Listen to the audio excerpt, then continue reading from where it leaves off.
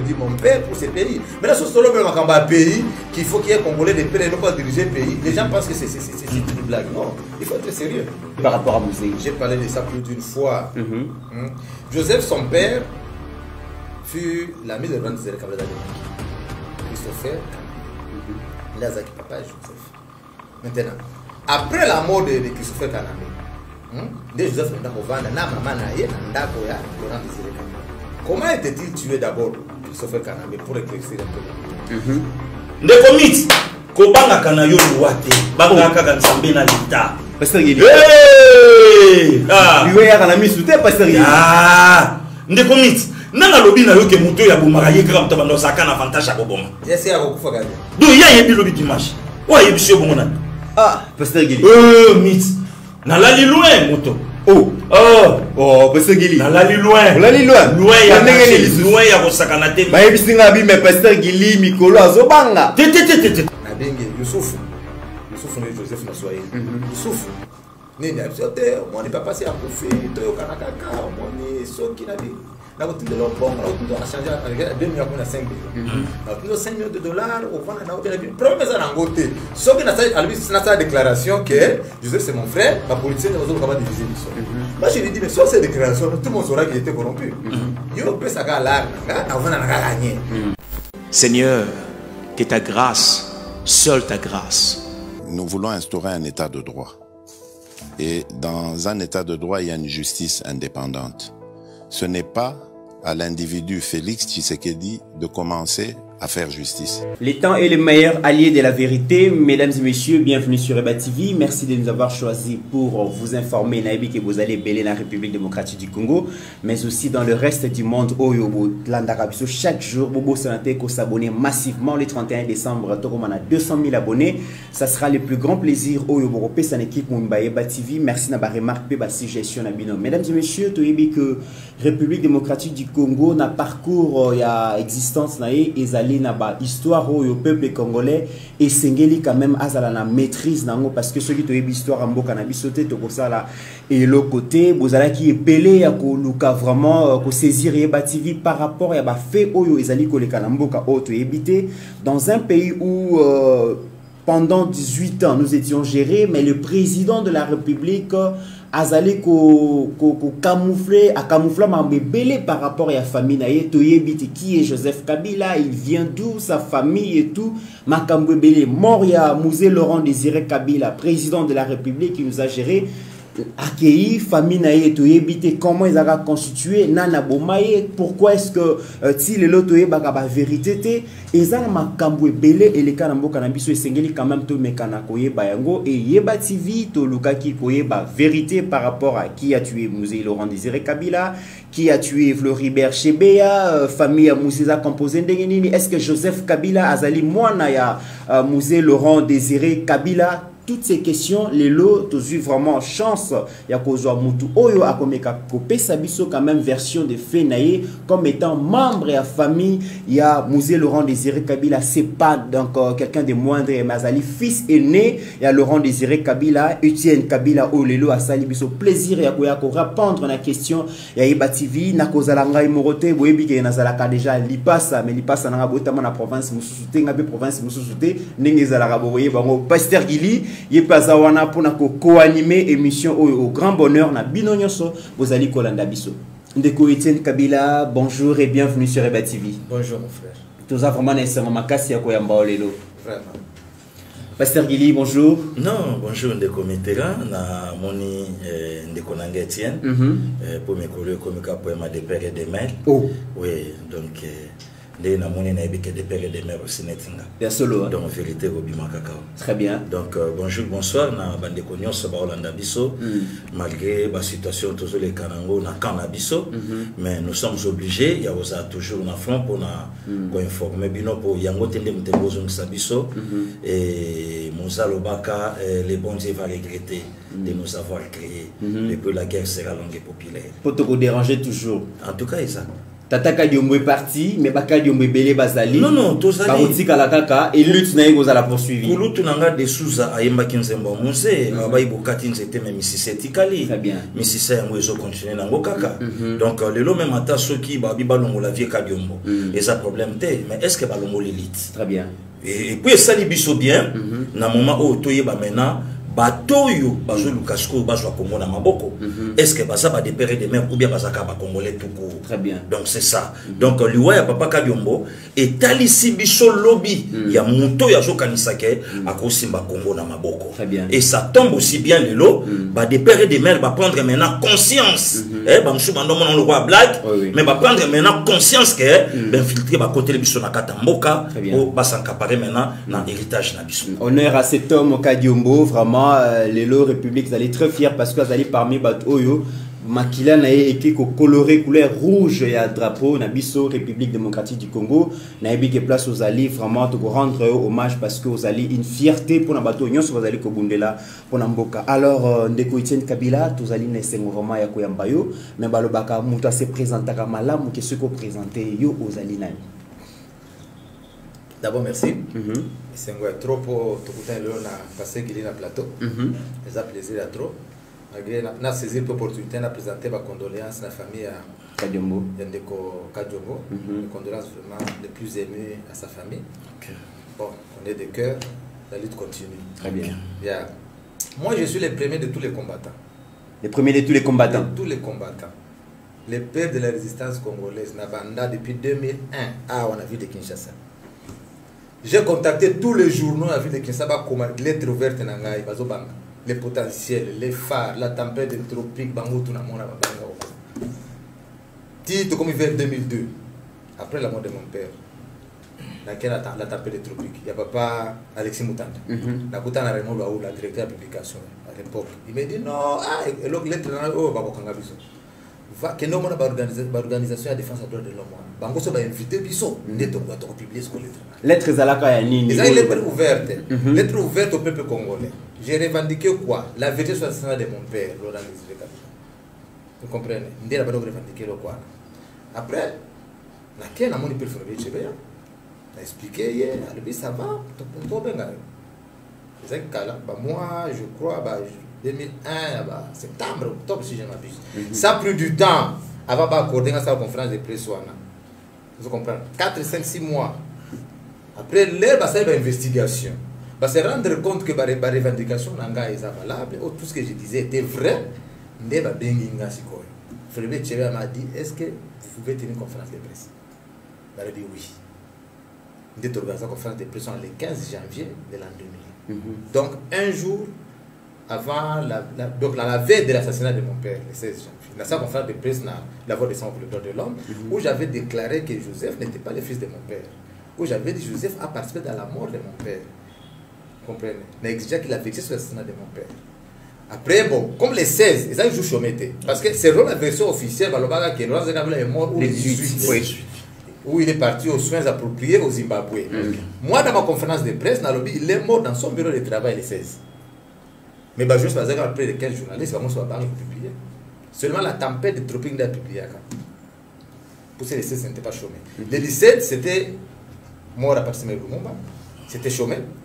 Le 18 maintenant, dans le discours, Joseph Azo, c'est un discours où on a reconnaître que Laurent Kabila est mort le 16. Il a évité à côté de contradiction. Mais quand on est arrivé le 19 maintenant, c'était tous les journaux qui commençaient à publier maintenant sur les déclarations. Vous comprenez? Après, j'ai fait l'objet des menaces de mort, de chasse à l'homme. J'étais obligé de quitter ici clandestinement, Brazzaville. J'ai pris mon avion jusqu'à gagner l'Afrique du Sud. Alors, dans les premiers de tous les combattants, parce que les gens qui ont combattu, ils ont raté. Ok. Au Bakolo Congo, au Bana Congo, au Apareko, ils ont raté. J'arrive en Afrique du Sud, j'ai amorcé ce que j'avais appelé la campagne d'éveil de conscience patriotique. Vous comprenez? Dès la fois que je vais tout na comme soir va venir on a expliqué bango papa on Rwanda voilà les résolutions de Joseph le père Joseph c'est celui-ci c'est celui-là après des groupes c'est quoi éveil et comme Très bien. Mais de Etienne, avant de comme ma place aux alliés, tous en Mouké Nassima, vous êtes où a eu pouvoir dans 97, à Tigala pour présenter biso famille officiellement, tout Tigala comme on a épouse na été, tout Tigala comme on a banaté. Néanmoins déjà tu es qui a Zalaka na moi na moko, Azalaka déjà en armée, Joseph Kabila, mais bino tout Tigala comme on a binoté. Oui, par rapport à sa fonction de militaire, c'est vrai, il devait être connu par rapport à la fonction de militaire. Vous comprenez? Mais présenté comme le fils de Mouzé. Non, la présentation, il n'a présenté une personne. Même sa femme, il a dit, qu'est-ce qu'il a dit à vos confrères de la presse? Il a dit, si la mienne était la première, laquelle serait la deuxième?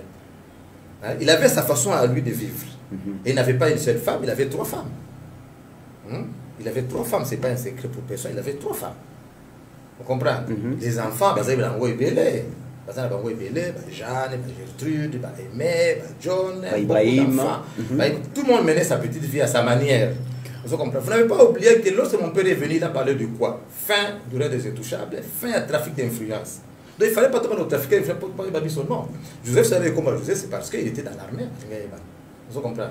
Parce que moi, quand j'ai commencé à travailler avec mon père, j'étais coordonnateur chargé des renseignements. Vous comprenez? Dans ce service-là, d'abord, il fallait pas tomber dans mais j'étais connu dans les milieux où je vivais. Tout ça, il y a un bureau dans l'avenue de l'Équateur, ici à la Gombe. Avenue de l'Équateur. So, il y a un immeuble de You. Il déplace le bureau de la Donc, c'était un service de sécurité, de renseignement qui ne dépendait que du président de la République. Vous comprenez un peu ce que c'est? Alors, vous avez un bureau de renseignement, vous avez fils aîné à Mouzé Laurent Désiré Kabila. Finalement, au Koyi, ça peuple congolais, qui est Joseph Kabila par rapport à vous? Oui, par rapport à Mouzé. J'ai parlé de ça plus d'une fois. Joseph, son père, fut l'ami de Laurent Désiré Kabila dans les maquis. Christopher Kanambe. Ndazaki papa et Joseph. Maintenant, après la mort de Christopher Kanambe, Joseph n'a pas na maman na ye na ndako ya Laurent Désiré Kabila. Comment était-il tué d'abord, Christopher Kanambe, pour éclaircir un peu l'opinion? Kanambe Mtabomaka Yé, papa et Joseph, c'était Laurent Désiré Kabila. Pourquoi? Parce que quand il menait la lutte, à un moment donné, en Tanzanie, il y a eu guerre. Comme à Kigoma, enfin à Kigoma. Kigoma est dans la frontière, dans le sud du Kivu, na Fizi. Maintenant, Kanambe était corrompu par le pouvoir de Mobutu, qui a empoisonné Laurent Désiré Kabila. C'était la politique de Mobutu pour mettre fin à cette rébellion de Laurent Désiré Kabila. Comprendre?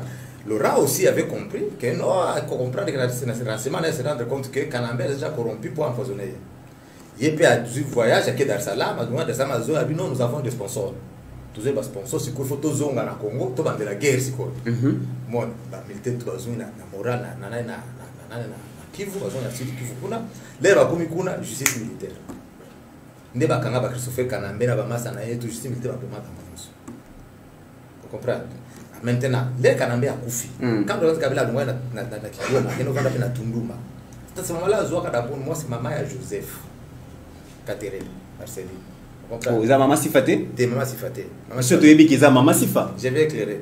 Après, si quoi, bah, moi, tout le monde va dans Dar es Salaam. Parce que Joseph avant na maman na ye, nanda que Laurent Désiré Kabila. Vous comprenez?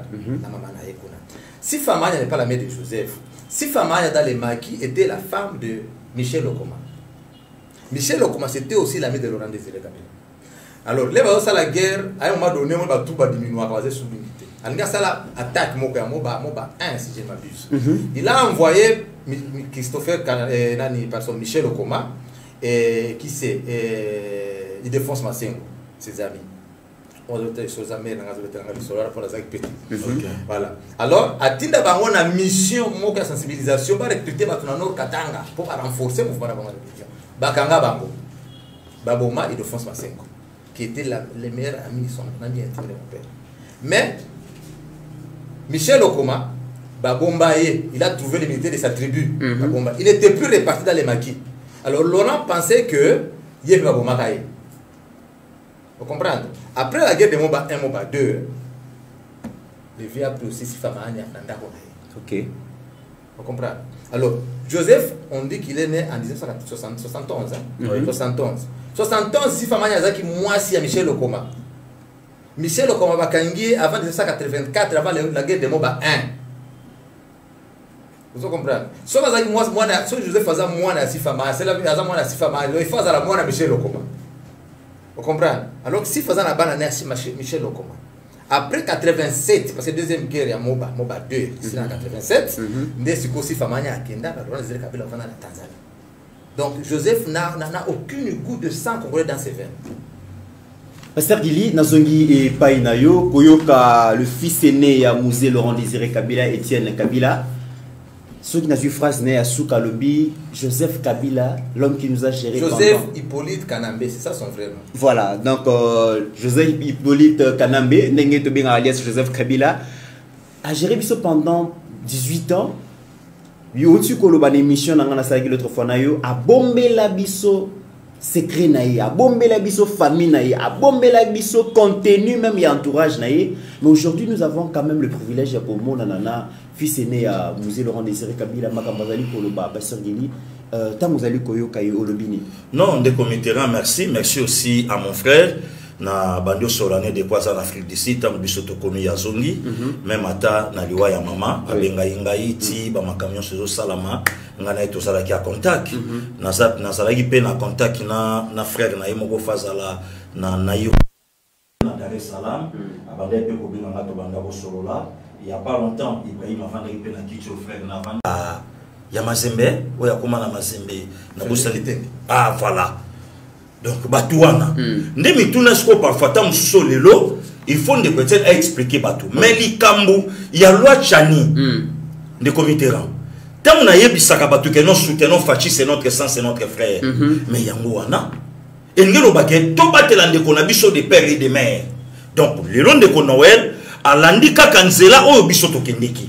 Mais s'il arrivait aujourd'hui, Makambo de Chrétien Azoloba, et je l'ai dit ça fait plus que l'eau, Azana Katamboka nae. Mais tout ça l'a géré dans le régime où il y a biso pendant 18 ans. Des comités dans la claire à Rolobango. Joseph Kabila n'a dit même pas politique à Mouzé. Elle n'a dit même pas politique et tout le monde a les amis du papa oubliés dans le régime à fils. Et puis les ennemis du père, les amis du fils dans son règne. Donc la contradiction pire et simple. La contradiction. Alexis Tambo Mamba, il y a maintenant qui guerre pour la Moussé. Oh, les lobes vidéo, Bimi Moussa sur le bango. Mais Alexis Tambo Mamba, comment il est tout puissant, n'est pas Joseph Kabila. Voilà donc des comités. Oh, les lobes qui ont Vandi, Congo et Zokende et Landaka ligné, oh, Yondeko, Joseph Kabila, Mimela Kibiso. Maintenant, na po ya mutu mususu ya Moïse Katumbi. Na po ya mutu mususu. Ndeko miti, ko banga kana yo luate, banga kaka nsambe na lita. Pasteur Gili. Hey! Ah! Liwe ya kana misute Pasteur Gili. Ah! Ndeko miti, nanga lobi na yo ke mutu ya bomaka ye kaka mutaba ndo saka na avantage ko boma. Yesi ya kufa kade. Do ya yebi lobi dimanche. Wa yebi sio bomona. Ah, Pasteur Gili. Miti. Na lali loin moto. Oh, Pasteur Gili. Nalali loin. Nalali loin. Loin ya kosakana te. Ba yebisinga bi mais Pasteur Gili mikolo azobanga. Alobi mais ceux qui ba vie ka de Mbakei c'est qui à qui les prochains tours. Nit. Muto ya sangisi batosolo ba makambo wana elobi na monde kolanga Etienne. Tango ba biso to bandi ba lit. Ye bazo kimisa ye na mama bazo bomba ye. Bazo kenya na ba Congo central ayebi ki Congo, ba kenya ye na Bandundu, ayebi ki Congo l'état, ba kenya ye na Est, ayebi Swahili, aya Kasai, ayebi Chiluba, bazo kolisa ye bongo. Lelo mutu wana alinga telema po aose. Non, ça c'est un faux débat. Nanga kina expliquer le comment muke. Tango de kwaso lo bawa, lelo batunya so ba Holanda biso. Lelo batu tout ba oyo ka biso. Et lo ko ngala sepeli. Ba de père et de mère ba prendre conscience que notre pays est menacé par les Congolais manches courtes. Très bien. Pardon des comités. Au moins de l'eau, tant de côté na oloba. Ba te belé ba luka ki le loba mona ina eba TV. Ba te belé malgré de konanga wana pa la ki pembe bogar mena bokola. O mona ka ba do pusa na pusa. Tokokota wana. Po ta ba ba bilili. O mona ma be ya danger. Mais ma konga pe ba ndo pusa la so di. Te na ko expliquer pour ani pe bezala bongo. Mais lutte pe Zulu Kisara. Mais oui, lutte pe Zulu Kisara parce que ça la chantier bagarre. Chantier bagarre pe le rabin. Yango ce que on a batana vie ro dia boya gai. On va ezaki ndeni. On va ba pepe na ezaki ndeni. Le bazo lukanga ba bomanga na kina. Vous comprenez? Bakende pa banganga na bango. Oh, oui. Comment il est banganga? Ba mona ngate la sala 2 semaines à Kinshasa. Mais ba mona ngate. Ba mona ngate. Ranger.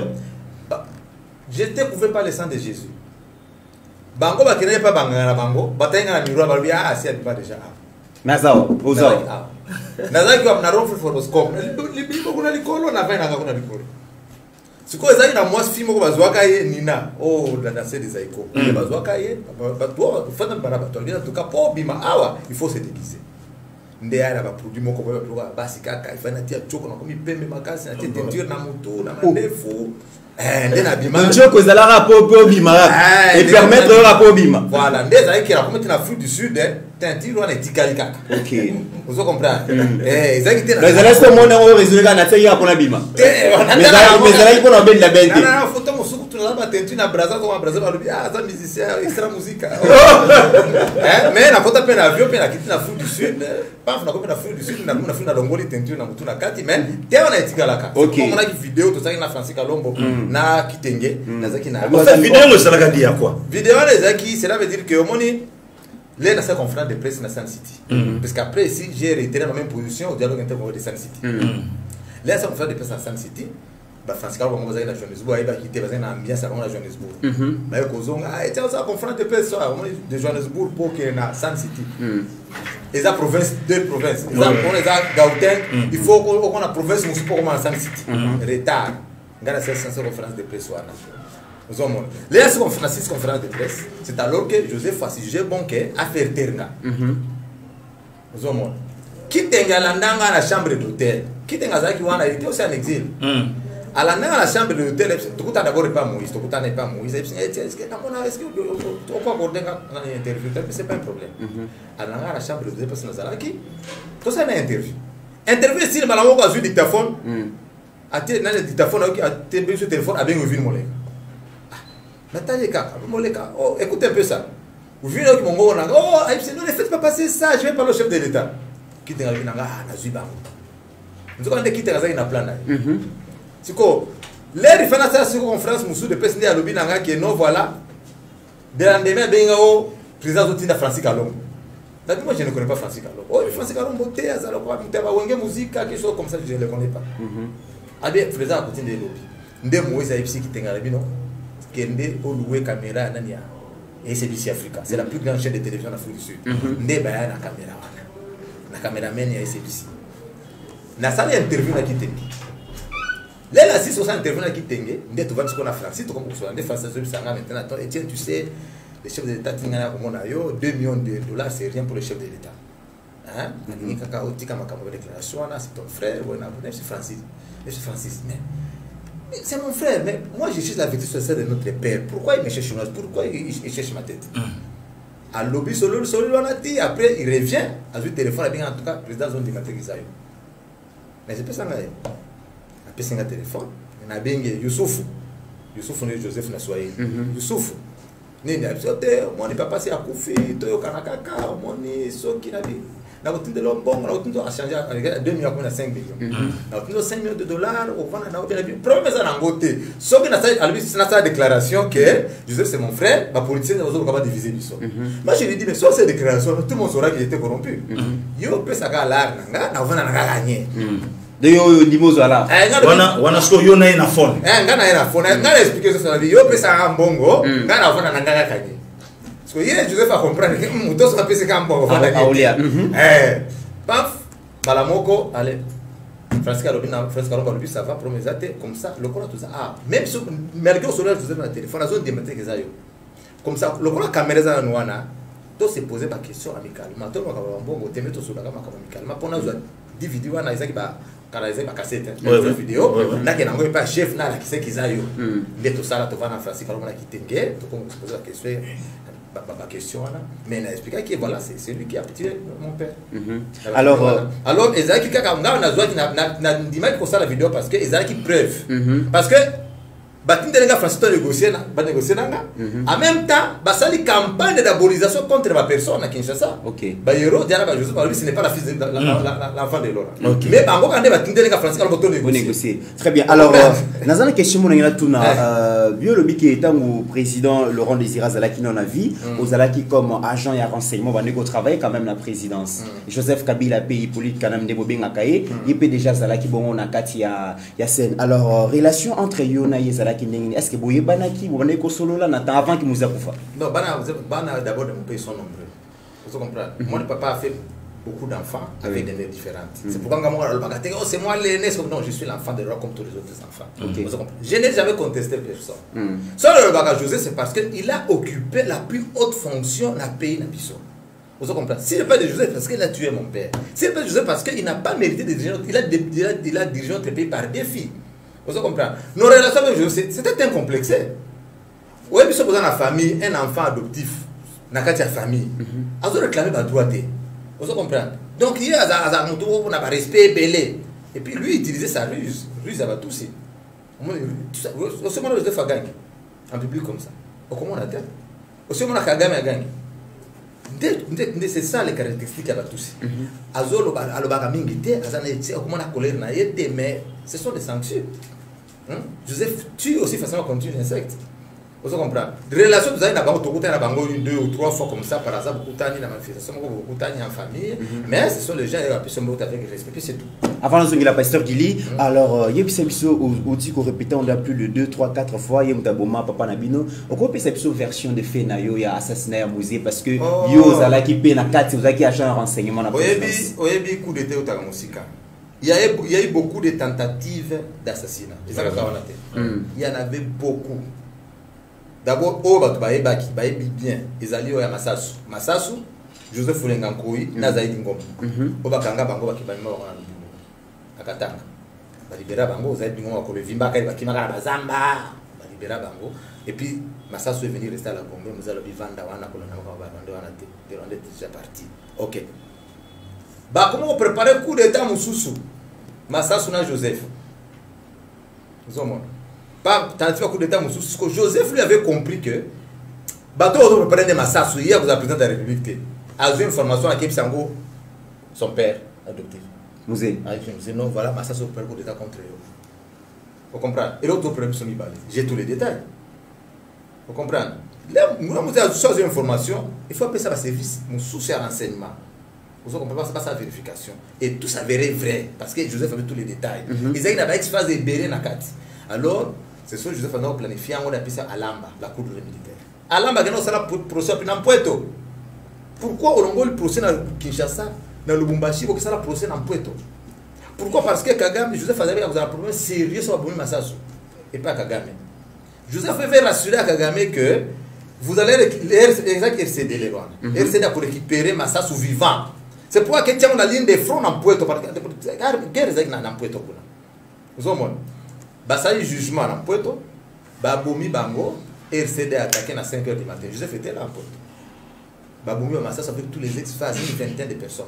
Sauf que officier avec ex-phase Bayebi soir. Babouma Bango Nyonso. 5 h RCD a attaqué. À côté ici, les soldats sont en embuscade et belé. Ils vont faire belé dans Puerto. RCD va récupérer les corps de Massasu. Va enterrer encore à Bukavu. Les étudiants de Bukavu avaient déterré ça. Ils ont rompu à Bukavu déterré. Et que dans le Rwanda, Massasu était enterré au Rwanda. Au moins, les PNF se sont infiltrés. Si on va dépérer, il faut tout dans la sérieux. Vous savez, lorsqu'on parle de la vie d'une nation, il faut être sérieux. Il faut être sérieux. Vous comprenez? Nous, on a perdu le nôtre. Maman Nanga, parce qu'il a tout le le 1er janvier de cette année. Il faut en Australie. Pourquoi on fait en Australie? Parce que l'un a déclaration en Akimi. Mutabomba, maman Nangazaki, ma soeur aimait. Aimait Kabila Babomaki. Les Babomi, ma soeur aimait. Floribert Tchébazou, maman Nanga, à Kenya, Braza, maman qui est Australie. Regardez comment on a éloigné de sa famille. Vous comprenez? C'est ce qui a précipité la mort de ma mère. J'ai perdu ma soeur aimée, j'ai perdu John, j'ai perdu ma mère, j'ai perdu mon père pour ces pays. Mais là, c'est seulement un pays qu'il faut qu'il y ait Congolais des pères et non pas diriger le pays. Les gens pensent que c'est une blague. Non, il faut être sérieux. Vous comprenez? Pasteur Gili, Joseph Kabila. Non, des committérants, au moni paragraphe de Kwetchen à lobby, c'est très poignant. Les lots moni mutumsusu, à Salaki na yena monde à musique. À Longwe, pour ba PC molo kazu béré. Ba yebiye na makambo yo lo belate ya mboka a telemi abandi ko engager nation que X Y Z M, N, L, tu as une liste de Okende. Ok. Vous comprenez de folie, hein? Donc folie à grandeur. Donc tout le monde est bien le côté. Mais voilà, maintenant il y a une personne, oh le lot va y attendre lui, bah proche. Mais il m'a ouvert. Toutes informations, Hollanda ou Obama, elle n'est pas la fille de Mosé. Elle n'est pas, pardon, la fille de Mosé. Et puis, pardon, parce que pardon. Les Balobi aimaient Azar la fille de Laurent Zélia Kabila. Vous savez quoi? L'air allait Barakuda, allait Bamba, Yamba, à Pessamonga Libala, Pessamonga Libala. Et pas à Dieu donner qu'à son Kabwa, qui est le demi-frère Laurent Zélia Kabila. Ok. Il y a des alliés Monga Loriana, il y a Libala, mais Boutuna, allez Barakuda.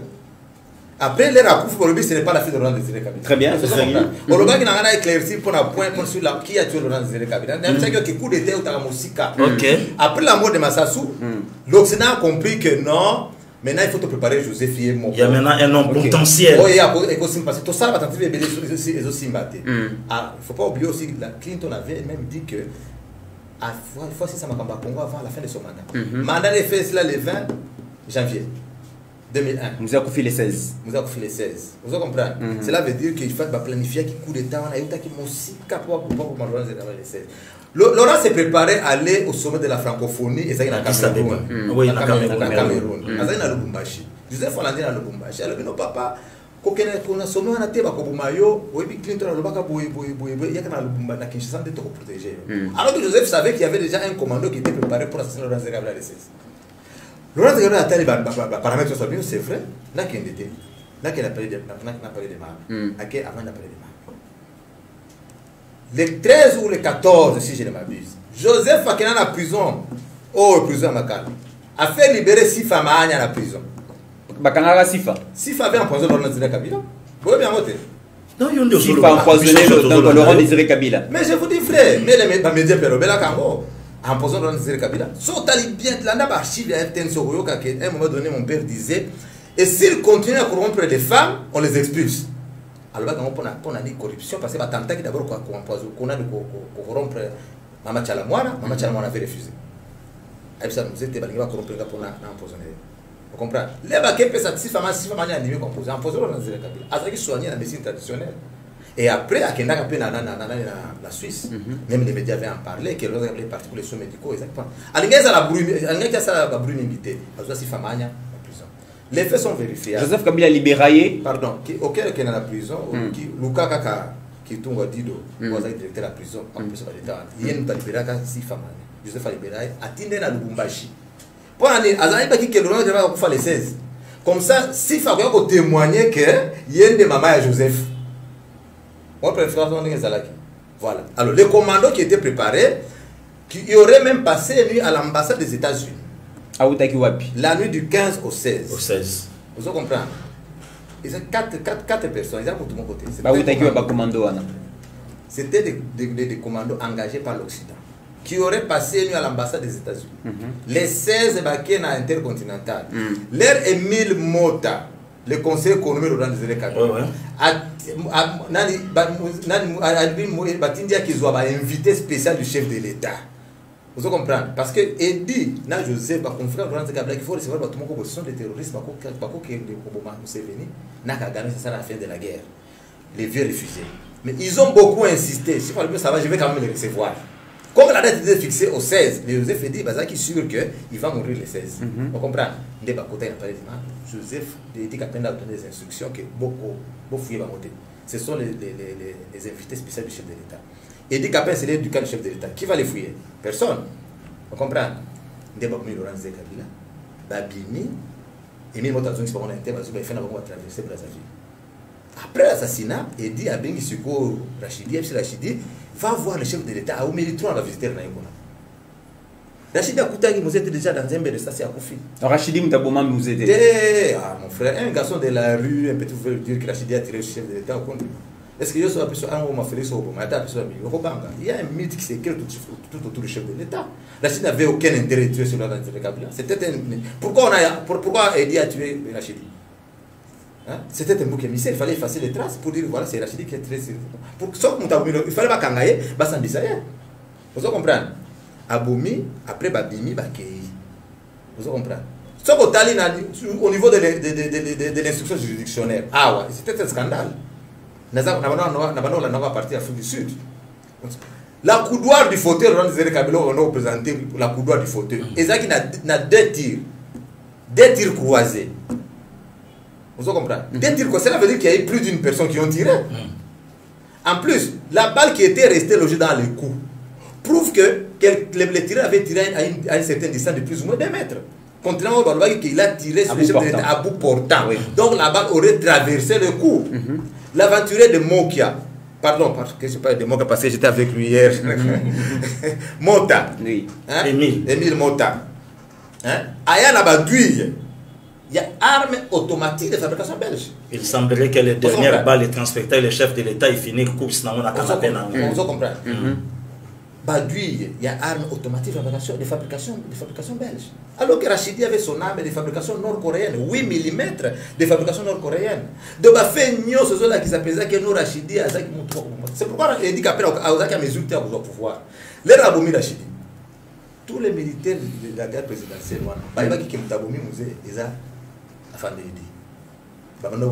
tous ceux qui se plaignaient d'Abana Obama.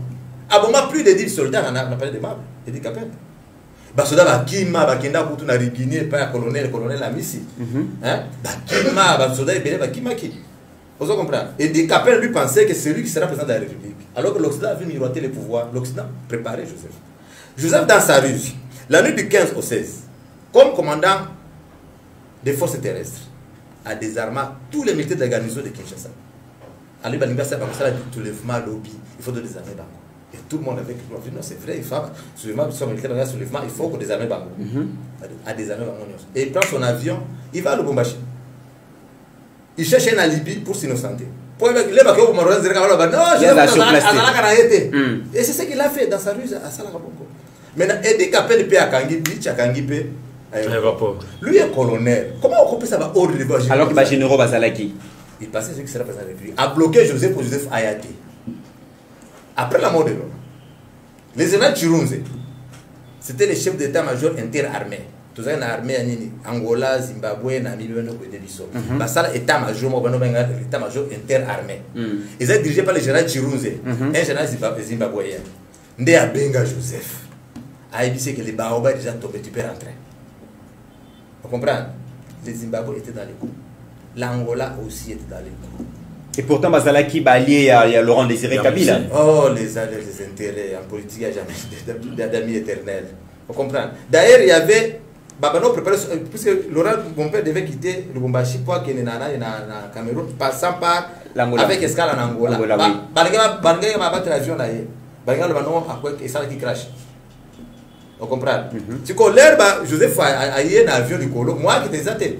Et dit à un dispositif, na plein de choses, char, blindé, moi qui t'ai athée. À quoi vous tenez un Colo dans l'avion? Alors Joseph a dit, j'ai un capable que le ambassadeur va se faire des basailles pour la moyenne, avec Chirun, Joseph Epstein va voir les généraux Lecha. Le vieux Lecha. Alors, comme au début, Lecha aussi pensait seulement que ça est dit, et ça Joseph T. Il y a pas un demi à Kena, Nana, Gérard Chirun, ça comme quoi va monter ballon Cambo, Coco. Cambo, arrivé, Bolongo la Biloko. Balongo, il y a un Joseph Akiti. Les Akiti, c'est fini. Il avait la pluie des USA, la Belgique, la France, la France, parce que pour faire abandonner, qui est en gros pour Tokanga, il y a des Français en aéroport, c'est pourquoi Laurent avait accepté d'aller au sommet à la francophonie. Parce que la France voulait maintenant négocier avec Laurent. Ils ont la France, ils ont la Belgique, les États-Unis, Rwanda, Ouganda, maintenant, il dit à se sentir étouffé. Ok. Il n'avait plus d'appui. Parce que 3 jours déjà, Zahina maîtrise la situation, mais on n'a pas compris comment Kabila et Joseph est venu. Angola, Soda Awa, Zimbabwe, Zaki Awa, il dit qu'après s'est retrouvé à Zahina à tout mon côté. Très bien. Pasteur Gili, Nakoyo Kandeko Etienne, par rapport à la version, il y a assassinat, il y a musée, Bato Belé, plaider même cause, il y a Indikapen, le Biazali innocent, Baboma musée, Baza, Bato Misussoué, Keye, Bakangi, Kaka innocemment. Mais donc, Nakoyo Kabongo Etienne, Kabila, Azala qui peut manquer un bateau renseignement à notre travail dans la présidence, donc il dit qu'apeine Azaki innocent finalement. Non, des comités là, il y a Makambo Zobi Manomonokondeko, Eza, Babiloko Tosola, Docteur Maele, donc il y a ces cartes.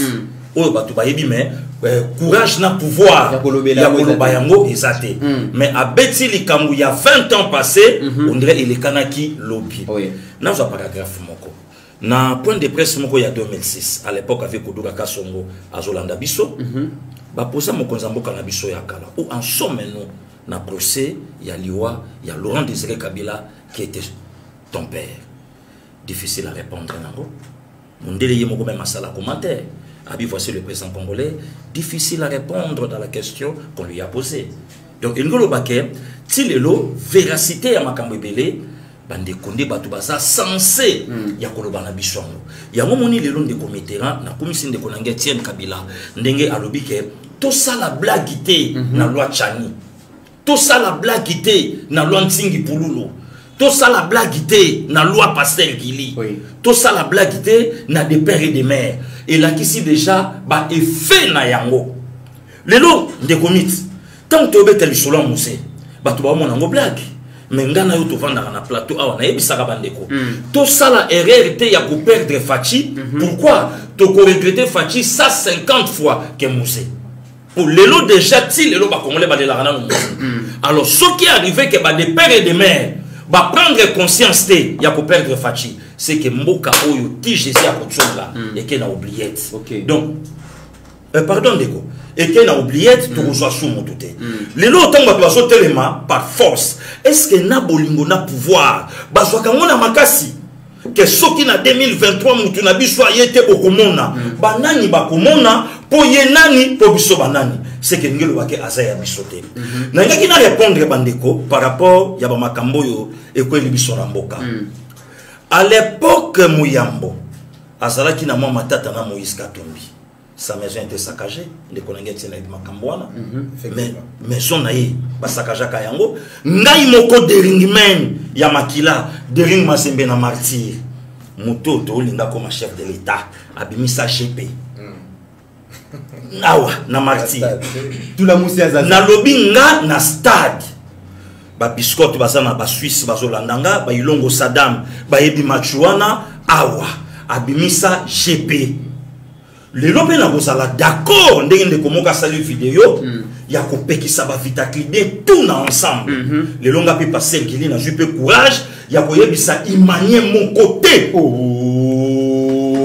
Pasteur Gili ndeko mit la guerre est commencée pour le monde comme il côté ce sport na politique Pasteur Gili mais sali na lobby côté sport ça ba mlango yo politique soki les lo balle sport roi balle ya mboka na ngai kufi c'est grâce à moto lelo batu ba olinga ba komisa na bokonzi na makasi lelo imana Afrique yo kanga souté vita mawatu pourquoi puisque yem tazo gérer makambo nyonso na maboko ndeko mit to longwe makambo papa Kabyombo okoko c'est la mutulika ndenge nini avant moto akufa bokoteli na ndako bobetie bobotoli biloko na ye bobetie bobotoli biloko na ye. Il semblerait même que yemoka outis ko sa émission quelque part tant azongi avec ses membres de famille que ceux qui m'a comme comment ils place sur notre salle émission ayebisi moi si na ye pe émission wana nazo ebisa ndeko wana journaliste ndeko ozamona mukie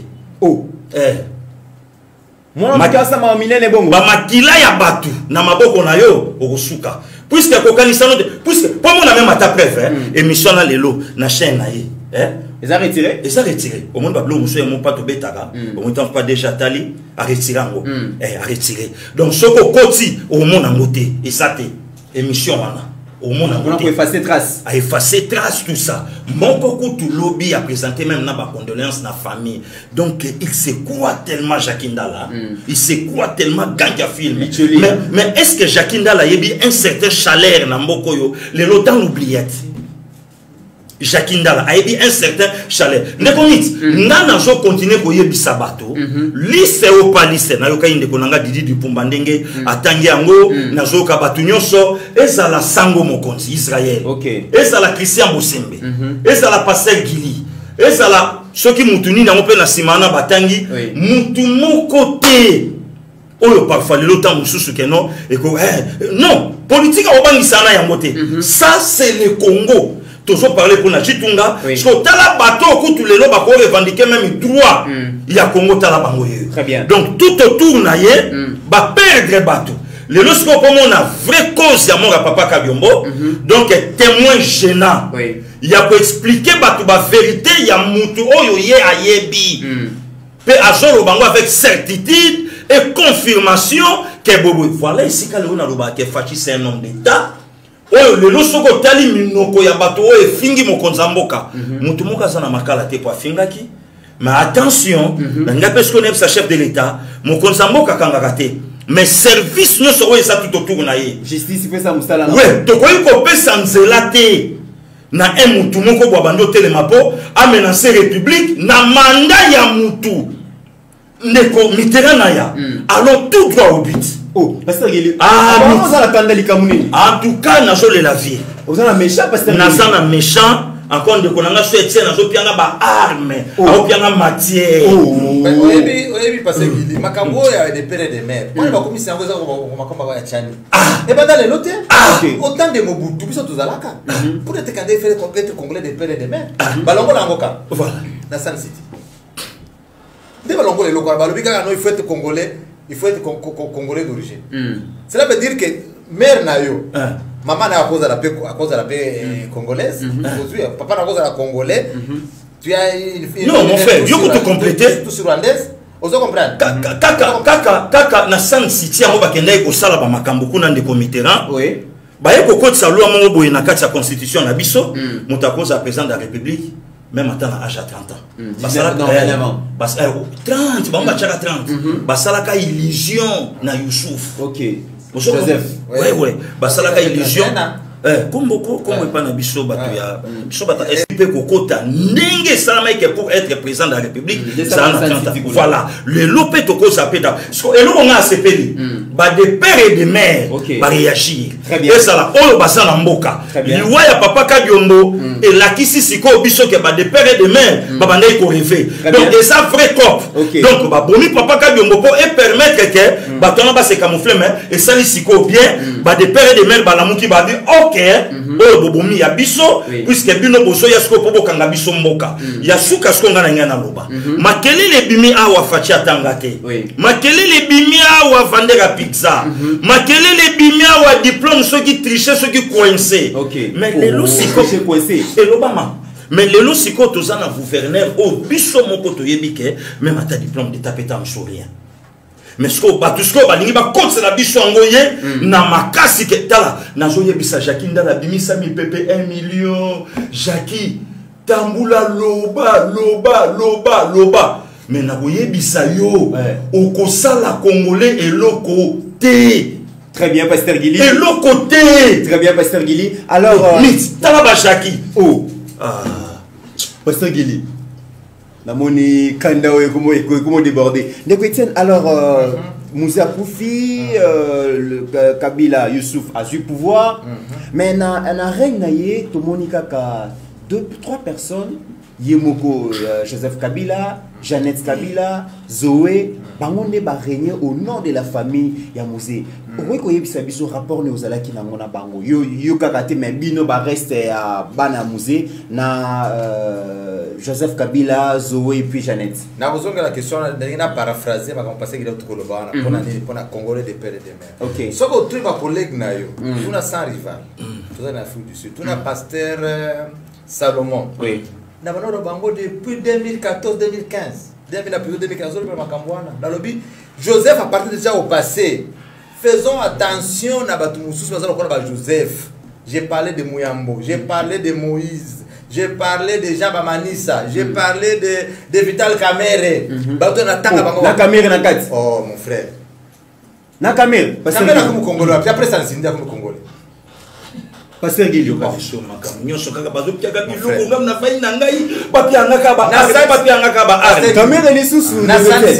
Nassan City. Nous avons obligé la délégation du gouvernement à Joseph. Charles Koto. Voilà, c'était lui le chef de la délégation. Bazozo avion, avion à Congo, hier à Afrique du Sud. Et Zui Batu. Donc c'est pas moi après c'est la préparation. Donc c'est pas moi sur l'Afrique du Sud. 3 vols par jour, 4 vols même les autres ça. Vous comprenez? Bah mon que Charles Azoko comme Kambote, bah changer bah tia caméra. Ndia comme chef de délégation. Oh. Mais des délégation Joseph Baboudé. Comment Joseph peut nous amener un étranger, mais à commencer au chef de délégation à Bissau. Il y a un Moutango a un étranger. Mutazo ba 4 langues en boka na biso wa. Pasteur Guili. Ngana za mwana ngalo ba ka anglais ka na Afrique du Sud ba pena africains. Na Afrique du Sud. Elle a 13 ans. Vous comprenez? Na osa la effort ku que abosa na anglais te lokola yekuta abosa na anglais te mais africain ça abosa na ayi bila ni mususte. OK. C'est comme ça que caméra a pris nos là no voyager. Nazolo bangate délégation à Joseph au atinda au gouvernement tellement na Sam City ba Bouddha Barobi, on ne peut pas laisser cet étranger ici pour avoir la chef de délégation à Bissau. Vous comprenez? Les premiers rounds de Sam City ici, ba ke kuna na Rwanda, ba kutana na Valentin Mubaki. Il a vu les grands frères de Cameroun au Rwanda, va se présenter les grands frères de Cameroun. Mais Rwandais. Vous comprenez? Si vous toujours à venir à pays na Bissau. Balobi te que ça Congolais 100% tu n'es pas congolais. Non, tu es congolais. Ngombe on va tenda ko pesa na mariage kuna. Mon frère, Balobi nde on va inviter na mariage do ezalaka vraiment membre famille. Pardon, Balobi nde que aux à la candidat la présidence té parce que ba finité amour moko ezalaka mona ba pays moko boso qui maman na côté akuna. Et puis tous c'est très malin. Ba tous c'est très malin. Comment moi sinon tous si boy bozo tabana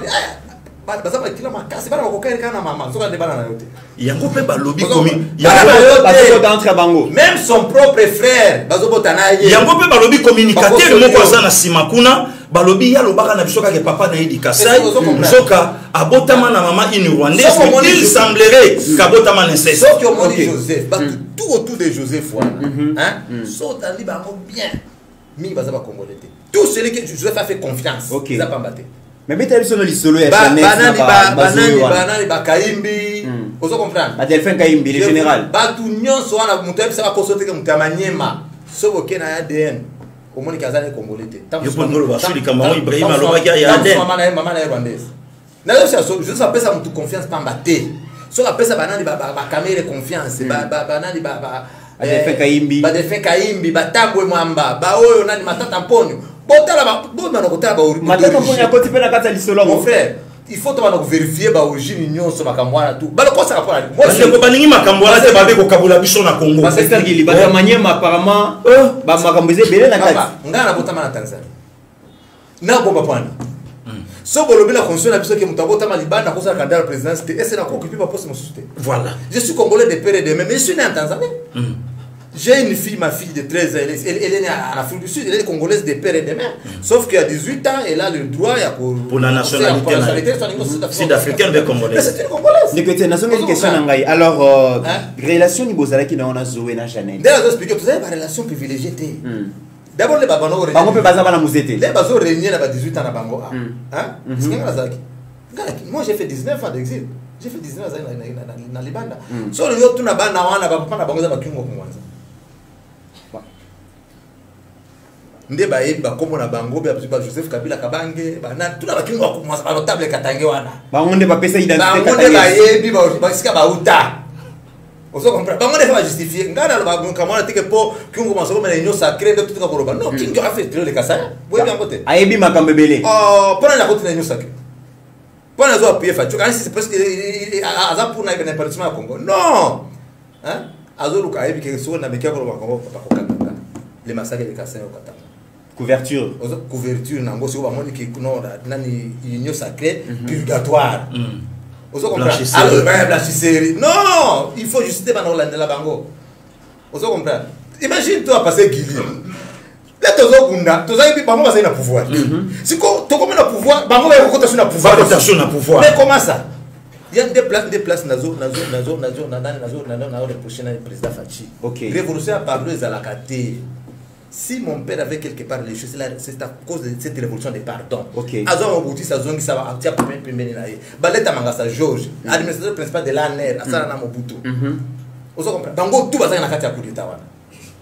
Vous comprenez? Vous pensez seulement que Moutoua, Salana Joseph, quand il volait des millions, Nathan, avant le président Félix, pour attirer la présidence par exemple, Azo Zouambon, avant de courir, Joseph, à la Poufati. Mais il devait son ennemi. Pasteur Guili, l'union sacrée est comme il risque pour la Mokonzi Mboka. On ne peut pas construire le pays avec les gens qui l'ont détruit hier. De petit dans le lobby, à Sali qu'on regrettait ceux qui papa n'a pas commetté erreur, c'est parce qu'à travailler dans l'ennemi n'a lobby. est-ce qu'ils ont RRB au président Félix Azosalaté? Non, parce que l'Union sacrée est en majorité. Bato Baouti pas Joseph Kabila. De comité là, il faut tout le bagage. Mon niveau makambo tam tout le bagage. Oui. Et avantage à mon constitution tout ça naie des pères et des mères. Donc ce qu'a fandi azota là, azolo ba make bato yo bazo edenga malamu koleka ba conseiller nanga. Bo bazo futama. Ne bato les lots on a passé kili hôtel bande comité là, hôtel ba Christian Botsembe. Donc bato wana équipe wana ne bato quand même bazo edenga. Na lo bakango à tout moment na plateau. Mokonzi a dirigé Congo comme un pasteur. Comme Moupé, ça nous la Moupé Congolais bongi na moi fimbu na moi respect. Na pour pesuka exemple. Mandat ya mutu a commis même pas na moitié nango. Individu local la Jakinda l'hôtel mi pour menacer république. Jakinda la rola la te mikolo ya pasteur Gili. En tout cas ni comme on a eu na munoko na yo en tout cas problème hein. Ça c'est la qui liste na troisième. Donc le quoi papa ka Diombo Kei, nazo c'est la Israël après Israël ngai après ngai inde Christian Botsembe. Ça la qui liste. Donc yango yo otika été. Il faut na loba yeba. Omoni ndoki belela noke mongongo ekufata. OK. Yango na joyeb saye. Donc Babylone ko ni tali même pas mon konzi mboka. Babylone ko ni za service yé. Et juillet et tout nier. Et puis ce qui est bizarre, on a aucun même atabatango ensemble. Bah se retirer directement dans l'union sacrée. Bah sani. Bah se retirer. C'est pas se retirer de beaucoup peu comme ngana bango parce que. Mais mutu nanga y mettre. Tala, ndeko mit. Au monde ba fallait ba meto ba mettre Franck Kalolo Bayali, le loi cause appel ministre Yeshuwana. Moi ndo nzanga longo. Ya kanga mettre Franck Kalolo kanga. Na lobby ba se retirer na bango. Pona nini? Le logo zo bundisa muto bino na yebosa na kata coalition. Mais j'apprends que Sergili a mettre Franck Balobi Jakinda la Esengeli lundi déjà par donc mais obligé de comité. Donc il lundi déjà Jakinda la devant justice. Moi ça likambu ya mokonzambo kate. Moi ça mon conseiller non et ça affaire il y a conseiller oyo. OK. Akangisi ndeko nangai. Akangisi maître Joël Kitenge. Oui. Po balobi na ye mais aza homme politique. Populaire, célèbre et suis passé. Mais à côté jamais pour l'anda Jakinda la quoi soit plein ta kende gotika yaka ou menacer la nation. Bravo Lelo na ba mettre Franck Kalolo parmi ba fokapé mboka ou Lelo ba défendre la nation. Ba tout na yende koana ozo menacer république pour république et salio nini. Donc Lelo moni ba archive yo ezobima quand même na mutu ya ndeko nanga Etienne. Lelo ça ba valeur o il faut mboka ata même émission mokonza mboka vanda Holandango. Azo soit quand même mo ba biloko belé na kati wana oyo eza important oyo ezobima ndeko mit Moussa la qui troisième président ya République démocratique du Congo oyo ayelaka peuple congolais moi sourire que peuple congolais seka bato fo bayeba ke Moussa kenda na bomoto mais Moussa tikala na politique biso to banda okota na kombi mwasi ya mutu boyebani kombote boyebani longité ale resa kute père fungula makolo mera na kwa américain na kwa ko mera ke na kwa mobali ya batu rai mobali ya batu fungoli makolo Alexis na mwasi ya batu na kati après bongisi a jusqu'au na kati ya makolo na ye ale simanyoso ya mama moi hôtel a suli bosso ezate et le comme va mopanzi wana ko to ba place maté plus ba place mais lelo wana madong ba télévision oyo ya konki wana so yo betaka baka moi hôtel la moizate yango wana betaka wana na ba secours signon sur moi hôtel ezate wana so hôtel côté aux hôtel la vitre hôtel ndebo pour so hôtel côté okuta na écran kingo bego kanga mo so hôtel côté okuta na écran mais Moussa ye okuta na remorque Moussa ye babilo ko anisi Moussa ye atika kuluna te Moussa est parti. Oh David a fait que l'avant d'ici Salomon pour relater Salomon continuité. OK. Joseph Aye Youssouf Aye a effacé ba comboté aux huibo esili ngaite ce ba benga na justice DG abombi ba archive esili ngana okaki on pande ko nanga Etienne mais parce que archive ezali biso bata est ah Youssouf ne komit na sa congolais biso bata est mit na Murega osomona parce que il est comme ce Murega mit na Murega donc moni biso ba rega bata est ba caméra mais ba biso que malgré ya za mutanga mbukuna te mais mit na Murega omoni biso ba rega et pas na biso ba Joseph ba la ba Youssouf Archive Ezali. Oui, archive ça na RTNC. Otali premier discours d'investiture de Joseph. Ok. Le discours d'investiture de Joseph. Ça en 2000. Le 26. Le 26 janvier 2001. Voilà. L'homme n'était même pas capable de prononcer le mot congolais. Elle est capable d'être. Oh, il disait congolaise, congolais. Mettez ses compatriotes, congolaise, congolais. Mais ils allaient dans RTNC. Et puis, tu as congolais. Comment est-ce que congolais a prononcé ta congolais? Mais le gars évolue. Libanda. Comme ça, va séminaire. Séminaire en Afrique du Sud. Mais le mec qui séminaire en Afrique du Sud. Les bozolo, non, voilà. Fachi atangate. Et c'est Toyo Kanaka Bongo. Toyo Kanaka ke. Et c'est la table où tu as poussou. Voilà. À remplacer Joseph. Toyo na Congolais, ça table où tu as poussou. Vous avez contesté pour la. Ça, c'est la sorcellerie. Ok. Ça, c'est la sorcellerie dans son état pur. Attention. Vous comprendre. Cela veut dire que moi, au moins uniforme là, tu es. Ça, c'est mon parti politique. Ok. Na sala 10 ans, na tika, to sala mandat mususu pour voter, après 10 ans, tu voter, président Aimé Pinga Kachana. Vous comprenez? Na zolo nga fou du Sud. Na expliqué à la partie que na sali très activité politique na gagnoso. Na sala mo soutenir na ta. Je rentre dans mon pays. Servir mon pays dans la vision du chef de l'État. Pour te aider chef de l'État, pourquoi? Parce qu'ils ont paraffiné en combattant du passé Gila Lobaki. Ceux qui te perdent refachis l'eau. Hein? Bon, génération la vision dont on fait bon. Très bien. C'est fini. Parce que au moment de la raison de Kabila avec qu'est-ce qu'il avait fait. Après avoir chassé les Rwandais, Atinda, ambassadeur Moulongo Freddy, qui était mon chef national, ambassadeur Moulongo Freddy. Atinda il rôde un pote, vous avez un c'est bazon à côté yo, tout bon ça monte ça ensemble. Va monter les belés, va tout ça la RCD. Vous comprenez? Parce que ça la MLC. Mais comment ça ndeko na bango? Au moment de tout ça là, ndeto ningo tout zo mela so erero na lelo. Fati alobi ba kongole boya to travailler to bongisa mboka biso nyos malgré to bosana mabe no bosalaki. Boya kata nyo sacré, bozo bongisa ndeko na bino. Eza sorcellerie. Vous pensez que sorcellerie ça comme ta pombo na butu? Président a raison combien va bandoki. Alors on a un petit kolobana donc to comme la souka déjà bazai ko ceux qui te consommer temps aux agues déjà accordé mais na ba malobana yo otangi kombo ya Floribert Chebe à plus d'une fois.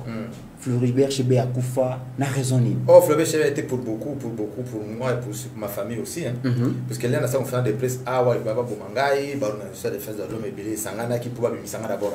Vous comprenez? Entre Floribert Chebe et Péazak Nakatuan avec la voix de Sama pour les droits de l'homme. Ok. Vous comprenez? Floribert Chebe a Tikala Awa. N'a pas aimé pour la sécurité à aimer. Ok. Il fait tout le monde aimer.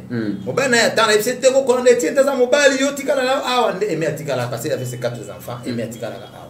Vous comprenez? Après la mort d'Aimé, bon mais pourquoi? Aimé Abima wakina Lubumbashi zo basé na bisana Lubumbashi. Bakina na Tanzanie. Bakeka mwana moko Joseph kuna parce que mwana maman moko Joseph moi c'est Joseph na mwana awa Joseph ali tezonga azo isembango po mwana zana na nana na ilonga ba tous vraiment bakyo ko ikya ko revesi. De l'union mano ko revesi. Bazongi sena Tanzanie ndebe Aimé akendeka kuna malamu na Tanzanie. Bakezo wana basete stade. Oh, Libanda. Vous comprenez?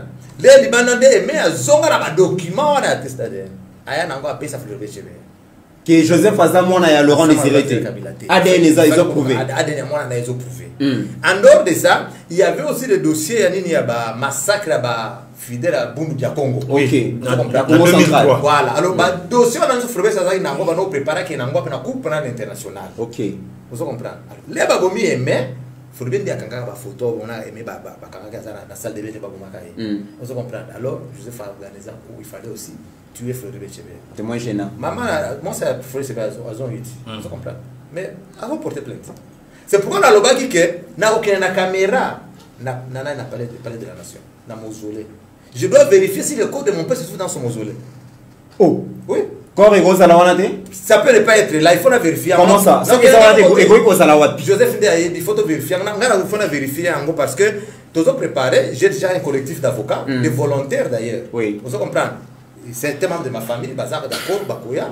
Donc tout le monde du corps est zawana, donc la justice, la personne autorisation, donc ils ont atteint l'INSAC, atteint ceux qui ont tout ça à test d'ADN. Après cela, donc on porte ce corps plainte. Ibrahim a réclamé ADN et si nous avons réclamé ADN. La vérité, c'est ça. C'est un présent obligatoire. J'ai fait appel à tous les enfants dans la mission Nangaba. Et tout les cas. Ah, on a expliqué Bango, Bana, Nyon, Soboya. Je ne conteste personne. Oh, on a bien Yaka. Steve Kone pas où se présenter. Oui, tout ça, les tests, kuna ceux qui sont négatifs, tout bon, même si on a des cas tests pour tous, on a des documents qui sont plus valables. Vous comprenez? Tout ça, tout porter plainte. Et puis, ma plainte, il y a Joseph. Je comprends pas les Congolais. Pourquoi vous comprenez comme ça encore Joseph nous a dirigé pendant 18 ans. Il a dirigé tous les Congolais. Nous avons le droit de savoir l'identité de celui qui nous a dirigés. Pour un parlementaire, un député, il faut cette pétition à parlementaire. Hein?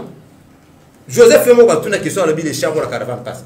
Barack Obama, une firme minorité d'Américains. Non, ce n'est pas un Américain d'origine. Qu'est-ce qu'il a fait? A présenté Banani certificat de naissance. Parce que pas la banque, certificat de naissance, ça quand même voilà. Vous comprenez? Mais il pas la chose de faire ça semblant. Pendant tous les 18 ans, il fait semblant, il dit les chiens boivent la caravane passe. Vous comprenez ce que c'est? On ne peut pas protéger Joseph. Ça veut dire qu'il y a une justice, il faut ça les mains. Il faut tout ça. On n'a pas perdu, je n'ai pas perdu 19 ans pour rien en Afrique du Sud. Mesdames et messieurs, mais liberté d'expression, il y a Félix, État de droit. État de droit, et en tout cas, on est libre pour s'exprimer. Il faut que nous est-ce que Togolo va vraiment en 2010, Togolo va un plateau librement comme ça. Donc, Etienne a remplacé Zoé Nakatanganika. Non, ce n'est pas ça mon objectif. Moi, j'ai gagné à Kalemi. Moi, j'ai fait seulement, après au Botama en Tanzanie, Maman Nangato, j'ai fait une année et demie, je pense. Moi, j'ai grandi à Kalemi. Moi, j'ai gagné à Kalemi à Nonso Baebinga.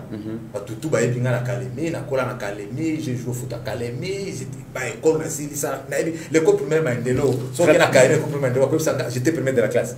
73, 4 et 10e. Et puis, avec les meilleurs buteurs, première interscolaire église catholique avec 26 buts. Je suis bien connu à Kalemi. Très bien.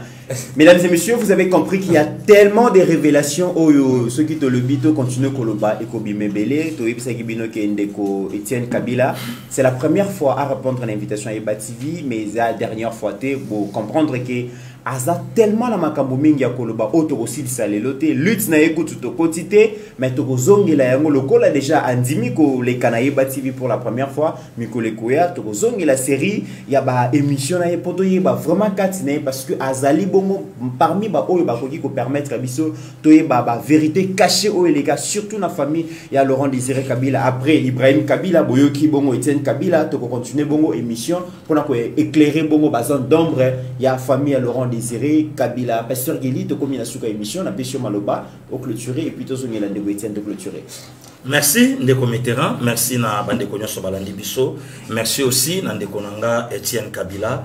Donc vraiment nayebi ke boza d'accord l'émission qui mia na mabota na bino nzambe abatela bino nangaki na lancer appel moko officiel bandeko nyoso bazali banda neti bandeko ba États-Unis ba Maurice Silokito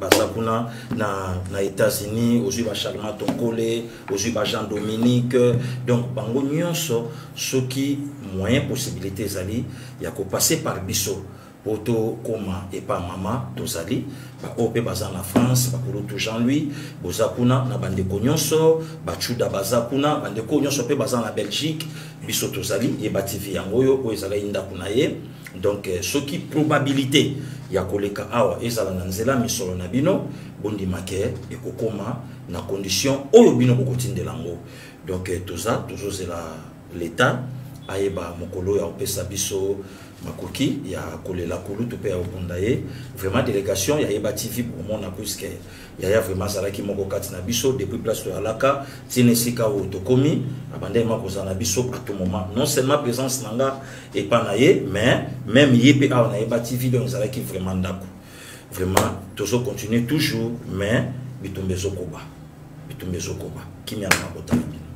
Merci beaucoup, Pasteur Gili, Ndeko Etienne Kabila. Mot de la fin pour notre clôture émission. Bon, on a encore mingi te pour nangana ko ibisaka ba fanatique politique kanambe. Ba ibisa Sifa Manya, Madame Sifa ke ngai na lobby ke azama mama Joseph T. Vous comprenez? Azama mama Joseph T. Na maki azaki pe moi c'est Michel le commencer moi c'est Laurent Désiré Kabila T. Abota Joseph T. Ba sanga bango na Joseph. Tout ça l'état de droit. Oui. Ba ke porter une plainte. Voilà tout. Par le bas de diffamation. Voilà, bah qui porte un plainte pour diffamation. Yendor Mugalo Awoloba Okosi. Mesdames et messieurs, nous sommes arrivés à la fin de notre émission. Peu importe nos divergences d'opinion, n'oublions jamais que la RDC est plus grande que la somme de nos ambitions individuelles. Mesdames et messieurs, portez-vous bien car chaque jour est une vie. Merci beaucoup.